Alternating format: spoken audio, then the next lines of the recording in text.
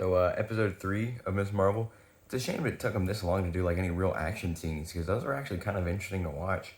Um, the explanation for it being, like, family related is, like, cool and all, but one thing I really like about superheroes is, this is kind of a small tangent that just happened to go with the episode, is when it is just a random person, and then it's their morals that really lift them to being a super. As a little kid, you admire the superpowers, like, oh, if you were a superhero, what superpower would you want? But then, like, as you grow older, it's more of like, oh, which superhero is cooler because of their morals. So it's always cooler to me personally when a superhero just happens to be a superhero for no reason other than the fact that they happen to be standing there type of situation. Peter Parker, Miss Marvel was another one where she just happened to become a human. So yeah, to learn that it was about family stuff, like I said last time, that's cool for like representation and stuff.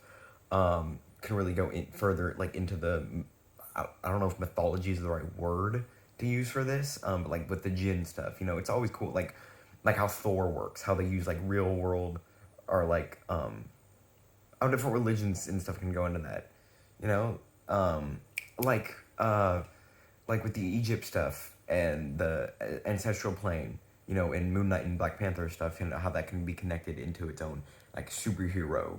That's cool. It's really cool. Like I said, for representation, that is awesome. Um, just personally, it's not something I'm super crazy about. The powers are kind of basic, which is like, I don't know. But let's talk about the actual episode. The fight scenes are kind of interesting. The villains seem very plain. Like, how is your main villain gonna be just henchman level stuff?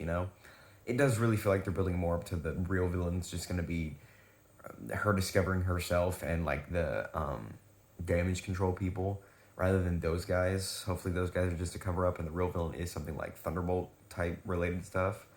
Um, I don't know. It was a fun episode though. The show is keeping me engaged.